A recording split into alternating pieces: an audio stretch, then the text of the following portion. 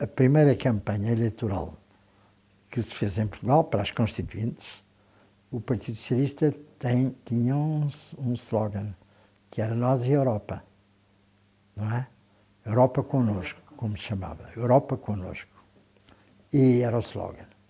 E nós corremos o país todo por Europa connosco. Porque a Europa veio cá a Portugal pelas nossas mãos, com o Mitterrand, com o Willy Brandt, com o Olaf Palme, com toda essa gente da altura. E portanto, nós dizíamos Europa connosco sempre, com a ideia europeia. Nas primeiras eleições constituintes.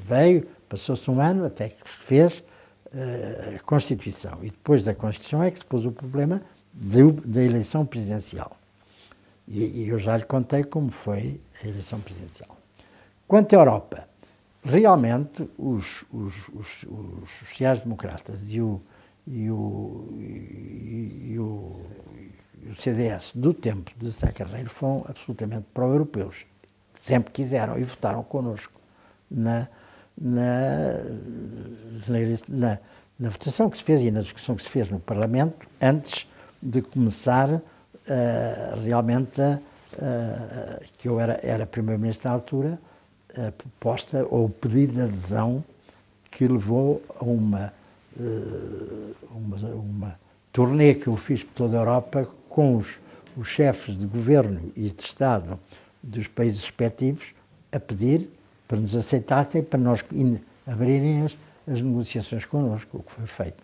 É verdade, ele propôs-me uma coligação e eu disse-lhe que tínhamos de saber primeiro quem é que era o governo, quem é que era o partido que ganhava as eleições. Ora, foi nessa altura que ganhou as eleições o PSD, portanto, nós não houve coligação porque nós fomos derrotados.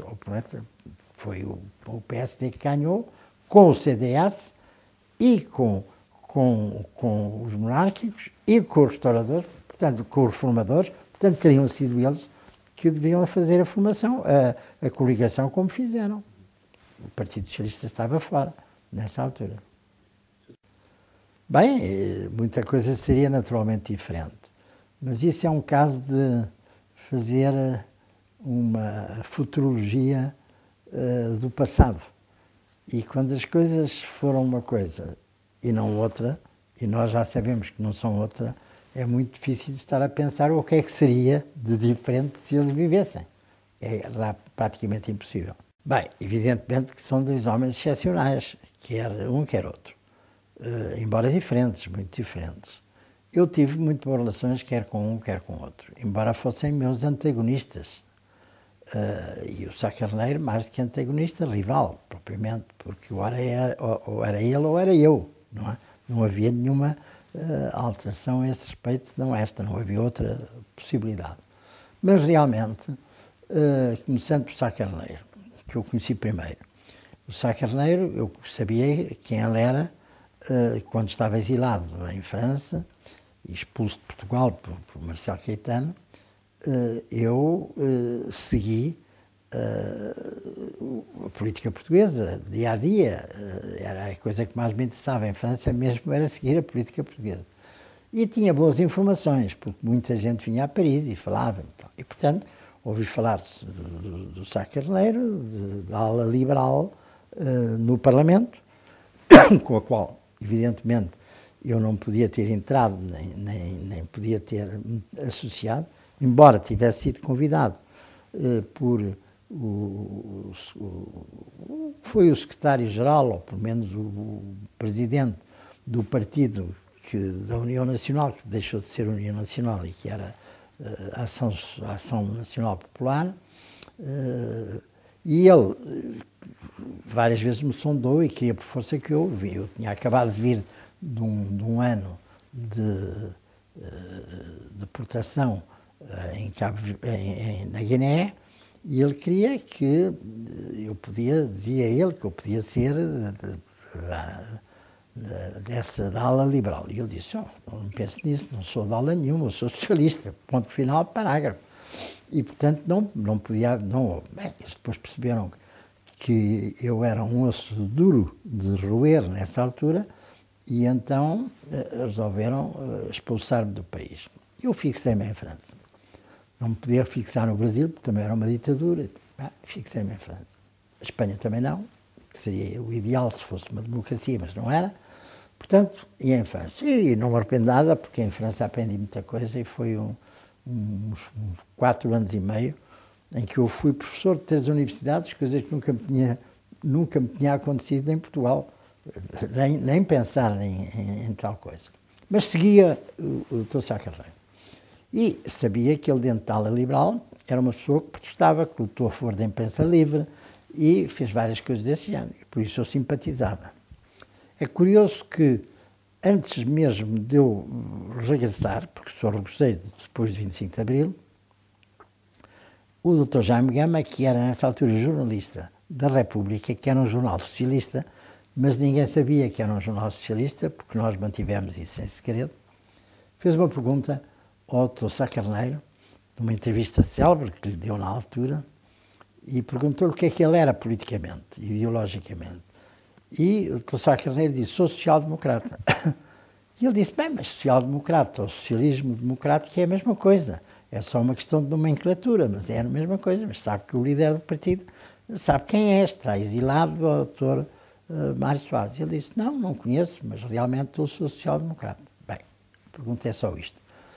E realmente, ele quando nos encontramos aqui, ele quis montar, e disse-me, preveniu-me, logo ao princípio, que ia montar um partido social-democrata. Eu disse: mas para que esse? Já há o Partido Socialista. Então, você pode entrar para o Partido Socialista. Mas ele não queria. E disse: não, porque vocês acentuam muito o marxismo. Então, não acentuamos assim muito, antes pelo contrário, mas está bem, mas se não quer, isso é consigo, está bem. Lá fez o Partido Social Democrata. E, portanto, a partir daí, ele tornou-se o líder do Partido Social Democrata e nós tivemos alguns contactos, bastantes contactos, mas sucedeu que, em certo momento, ele adoeceu. E esteve praticamente aquele ano todo, que foi o ano do pré, que foi um ano muito difícil, em que os comunistas estavam mesmo com os esquerdistas a tomar o poder, ele esteve em Londres. Mas eu conhecia muito bem também a Senhora Abcacis, no tempo em que ela era casada ainda com um engenheiro Abcacis. Fui jantar várias vezes à casa deles e tinha boas relações com ela. Ela quis, por força, que eu publicasse o livro Portugal Amordaçado lá na editora que ela fundou. E eu já tinha um compromisso, enfim, foi uma desgraça para mim, porque a empresa foi nacionalizada e, antes de ser nacionalizada, pertencia ao Partido Comunista e eles sabotaram-me completamente o livro. Mas, enfim, isso não tem importância nenhuma. Mas a verdade é que eu tinha muito boas relações com ela. E, de repente, ele apareceu, o namorado da Senu, que era uma mulher muito simpática, e ela muito social-democrata, e ele acentuou mais essa posição depois do casamento da social-democracia. E teve uma certa aproximação comigo, mas queria que o Partido Socialista o Partido Social-Democrata fosse inscrito na Internacional Socialista. E eu opus-me, porque achava que não devia haver 2 partidos na Internacional Socialista do mesmo país, de um país pequeno como o nosso. Portanto, nós já lá estávamos há um ano, antes do Marcelo Caetano cair, nós fomos eleitos para ser membros de pleno direito da Internacional Socialista. Portanto, não achámos que ele pudesse entrar, e ele não entrou, fez esforços imensos, mesmo junto dos nórdicos, mas esbarrou com essa barreira. Isso foi uma coisa que o contrariou um bocado, normalmente. Durante o pré, que eu talvez, e nesse tempo em que ele esteve mais doente, eu conversei muito e convivi muito com o Amar da Costa. O Amar da Costa era uma pessoa muito inteligente, excepcionalmente inteligente. E era uma pessoa que falava muitíssimo bem, era um bom orador, era um homem repentista, engraçado. E E ao contrário do Sá Carneiro, que era assim um pouco mais empertigado, ele, Amaro da Costa, era um bom vivão, um homem muito simpático. Eu tive várias pegas com ele, quando eu era parlamentar, ele também, porque houve uma época em que eu fui do Parlamento, eu era o líder do partido, da bancada dos partidos socialistas, porque nós estávamos na oposição, na altura, não ainda contra o Sá Carneiro, mas foi naquela história dos governos provisórios e tal. E depois, e antes disso, talvez, e antes disso. E bem, eu tive assim umas pugnas que ficaram um pouco célebres porque está tudo publicado naturalmente no Diário das Sessões do Parlamento, e em que ele dizia coisas muito engraçadas e tal, e eu disse-lhe, mas eu estou consigo, quando um dia tivermos que ir para a clandestinidade, onde tivermos as barreiras, eu vou-me bater ao seu lado contra os comunistas, disse uma vez, não é? Eu disse que tomava nota bem dessa situação e que o chamaria na altura, bem, e é coisa assim, desse tipo engraçada. E ficámos com uma relação de amizade. E um dia o Amaro da Costa até me chamou, convidou-me para ir jantar à casa dele, que tinha muito interesse em que eu fosse jantar à casa dele, com a minha mulher, naturalmente. E eu disse, sim senhor, então vou com muito gosto e tal. Cheguei lá, e era uma festa de aniversário deles, em que estava todo o CDS, ou quase todos os amigos dele do CDS, estavam quase todos no CDS, e estava eu, que era do PS, mas era o único, não é? E a minha mulher, claro. Mas ele disse, olha, eu convidei-o porque eu conto como um dos meus amigos, eu quero que você pertença à família dos meus amigos. Então, uma grande honra, um grande gosto e tal. Portanto, era muito afetivo também. O Sá Carneiro, houve também aí uma cena que foi desagradável, porque eu gostava muito da Snow. E quando eles casaram, ou quando eles começaram a viver juntos, e casaram depois, acho eu, não sei se chegaram a casar-se não, mas enfim, isso não interessa, e viviam juntos, e eu fui lá jantar à casa deles. Mas depois, houve aí uma cena qualquer numas eleições, e atiraram, o Partido Socialista disse qualquer coisa desagradável para eles, no sentido de que, então, como é que é um homem tão católico e não sei o quê, que vai casar com uma senhora, que vive com uma senhora e abandonou a mulher legítima, qualquer coisa assim desse estilo. Bem, uma coisa é que estava o mais longe possível do meu pensamento, como imagina, primeiro porque eu não sou católico, segundo porque não tenho esse preconceito, acho que as pessoas devem casar com quem querem, independentemente de serem ou não serem, terem ou não estarem casados, isso acontece, não é? É humano. E veio falar comigo e disse, você vai dar a vitória ao Soares Carneiro. Então, eu disse, não, olha que o Partido Socialista não me vai seguir. Eu fiz isto em consciência, mas o Partido Socialista não me vai seguir, porque estão noutra posição. Então, e estavam, como realmente estiveram. E fizeram campanha, o Partido Socialista fez campanha contra o general Soares Carneiro. E eu tive que inventar uma situação que era não era propriamente estatutária, mas enfim, pegou, eu disse, e as pessoas seguiram, eu disse, eu suspendo o meu lugar de vice-presidente de vice-secretário-geral, de secretário-geral do partido até acabar as eleições e depois volto, como voltei. Infelizmente, quando voltei, foi o dia em que tinha morrido, na véspera, na antevéspera, o Dr. Sá Carneiro, e eu insisti e exigi que fosse eu a fazer o discurso, porque eu voltei naquele dia ao Partido Socialista e ao meu lugar de deputado. E eles, claro, que tinham todos votado e anos, achavam que devia ter sido eu. Foi aí que começou uma cisão no Partido Socialista. Mas realmente acataram, e porque eu ainda era secretário-geral, evidentemente, tinha deixado de estar suspenso, minha vontade, e portanto fui eu que fiz o discurso.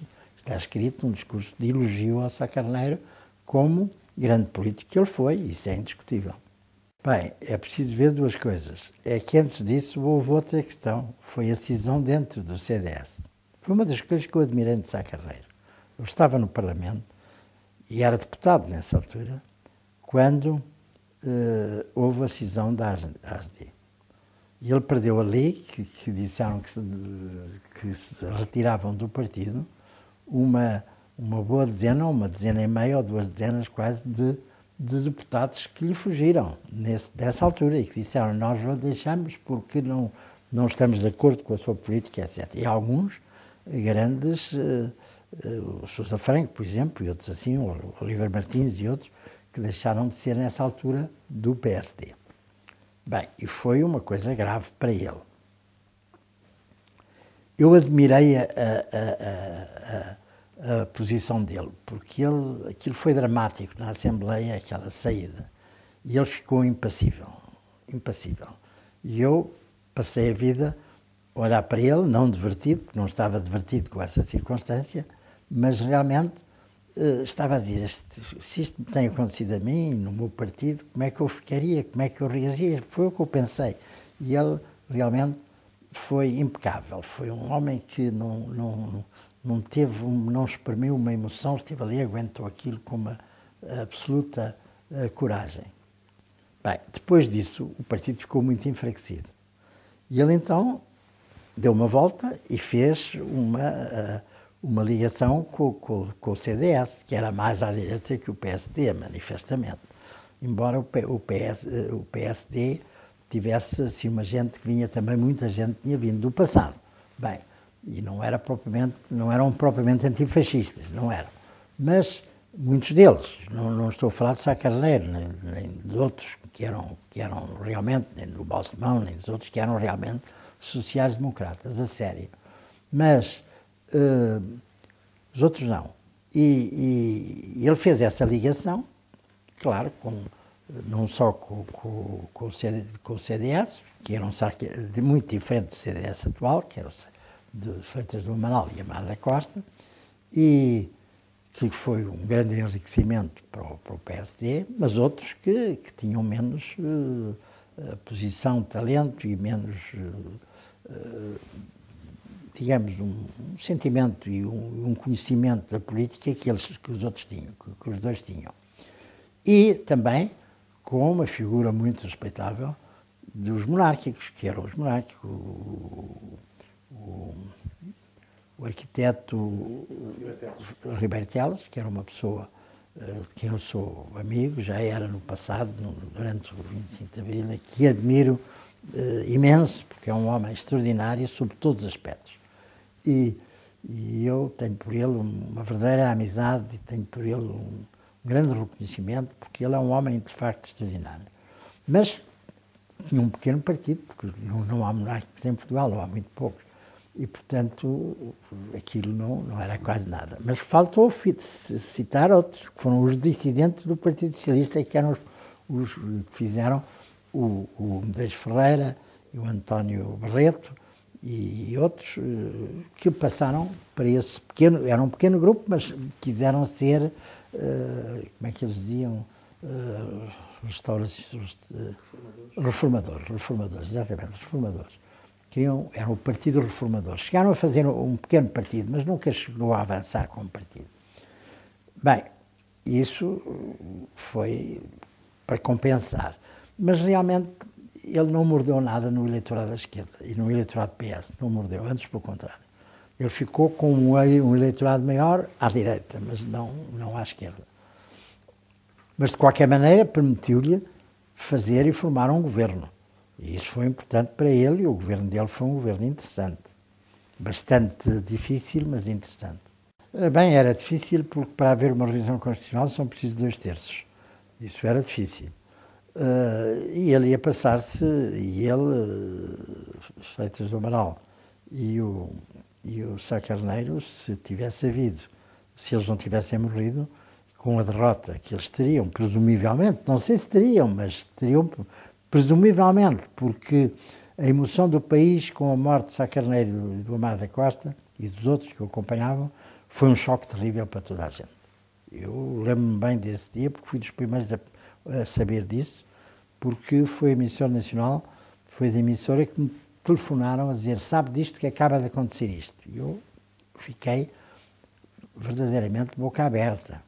E a primeira coisa que fiz, eu não tinha qualquer função nessa altura, porque estava suspenso da minha atividade política, mas de qualquer maneira fui, dirigi-me a São Bento e falei com quem estava, que era aquele que estava indigitado para ministro, como é que ele, não me lembro do nome dele, Eurico Melo. E então o Eurico Melo, que foi a pessoa que lá estava, e que eu disse, olha, eu venho aqui, sei que isto é um momento muito difícil para vocês, e eu, naturalmente, estou aqui para vos ajudar se vocês precisarem de mim para qualquer coisa. Então, bem. E desde aí as minhas relações com o Eurico Melo valorizaram-se muito, porque ele sentiu que isso era uma coisa genuína da minha parte e ficou grato por isso. Então, depois apareceu naturalmente o Balsemão e os outros todos. Mas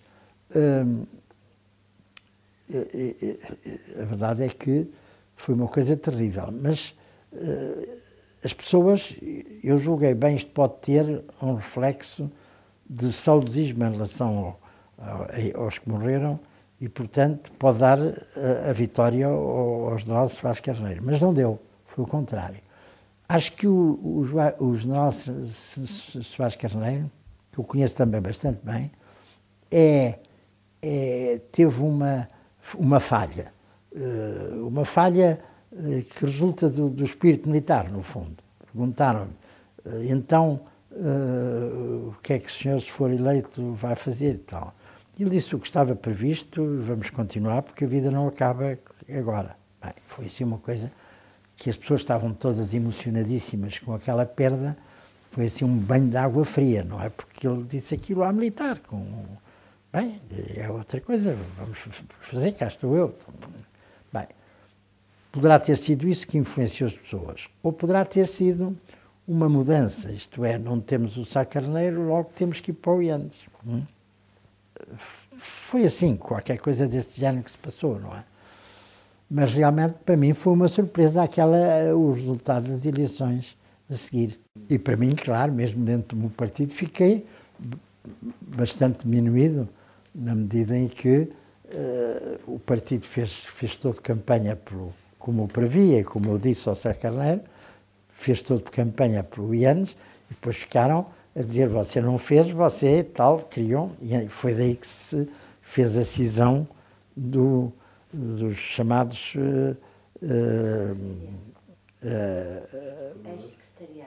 o ex-secretariado, porque todos os membros do ex-secretariado, que eram 15, só 2 é que ficaram comigo, todos os outros foram para o Iandes, e eu não podia quase entrar nas sedes do Partido Socialista, porque só havia retratos de Iandes por toda a parte. Mas ganhei as eleições internas do partido, 60 contra 40. O Sr. teria permitido, o Partido Socialista teria permitido a realização de um referendo constitucional, provavelmente em 81, 82, como era proposto pelo Francisco Sá Carneiro e a Dinamarca? Bem, eu sempre fui muito refratário à ideia dos referendos. E acho que a Assembleia é o centro do poder e que sou, nesse sentido, bastante parlamentar, e nessa altura nem havia constitucionalmente a ideia do referendo, segundo eu suponho. Bem, é muito difícil dizer isso porque eu não sei o que é que se ia passar. Mas posso lhe dizer outra coisa, é que antes das primeiras eleições presidenciais, o Dr. Sá Carneiro quis por força que fosse eu o presidente. E ele gostaria imenso que eu fosse presidente, porque realmente ele sonhou com um governo em que eu fosse presidente e ele o primeiro-ministro. Sonhou com essa ideia. Mas isso, eu não aceitei ser candidato à presidência da República porque achava que não estava em condições, nem conhecia suficientemente os militares para poder, nessa altura, sentir-me bem como presidente. Quando eu vinha a ser presidente muito mais tarde, já tinha sido primeiro-ministro outra vez, etc., e tinha havido tudo o que se passou depois, eu estava noutra posição e já conhecia bem o terreno para poder aceitar ser presidente. Mas naquela altura não aceitei porque achava que não tinha condições para isso e que devia ser um militar, porque a Revolução era militar, nós estávamos ainda sob a tutela militar, não tínhamos feito a reforma constitucional e, portanto, foi por isso que escolhemos primeiro o general Yanes. Mas vou-lhe dizer outra coisa, é que nós fomos os primeiros a escolher. E houve aí uma falha, que foi grave, que foi a seguinte, é que nós decidimos escolher o Yanes, porque dentre todos os militares que tinham estado connosco no 25 de Abril, que é um momento de viragem importantíssimo na história contemporânea portuguesa, quase tão importante como foi o 25 de Abril, eram os militares chamados moderados que não queriam um governo de frente popular, ou um governo popular, o poder popular na rua, como veio acontecer no dia 25 de novembro de 1975. Mas, nessa altura, antes disso, era uma coisa. Depois disso foi outra, porque a situação militar mudou.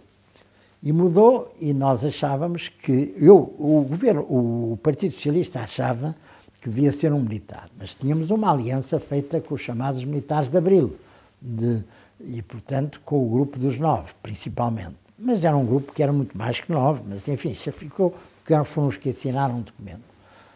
E então eu reuni esses 4 membros desse grupo e disse, olha, nós podemos aceitar 4 candidatos. Era o general Veloso, do Norte, o Costa Brás, o Firmino Miguel e o Yanes, que foi, aliás, o 4º que nós apresentámos, porque tinha saído muito fortificado do 25 de Abril. E eles disseram, nós vamos pensar, vamos fazer uma volta por aí e depois lhe diremos. E, de facto, 2 dias depois disseram que nós escolhemos o Yanes. Então é o Yanes, vamos fazer o Yanes. E eu fui para uma reunião do secretariado do Partido Socialista a quem disse isto, não é? E então todos aderiram à ideia do Yanes. Aderiram à ideia do Yanes e ficou assente que era o Yanes, que eu ia falar com ele e convidá-lo no dia seguinte na chefia do Exército, que ele era na altura o chefe do Estado-Maior do Exército. Mas o Jaime Gama, que era membro do secretariado, saiu normalmente e na descida do Chiado encontrou o Ângelo Correia, que lhe disse, então vocês já decidiram alguma coisa sobre isso e tal? E o Gama, muito naturalmente, disse, já decidimos, resolvemos escolher o Yanes e vamos dizer isso amanhã, depois do Mário Soares encontrar-se com ele. E o Ângelo Correia foi a correr para o Sá Carneiro e disse-lhe isso, e nessa mesma noite Sá Carneiro fez uma proclamação a dizer que escolhia o general Yanes. Foi o que levou o general Yanes, que sabia quem o escolheu realmente fomos nós, socialistas, a dizer logo da primeira vez, eu aceito ser candidata, mas se ganhar, escolho como primeiro-ministro o Mário Soares. Mas não havia nenhum acordo nesse sentido, foi ele que o disse.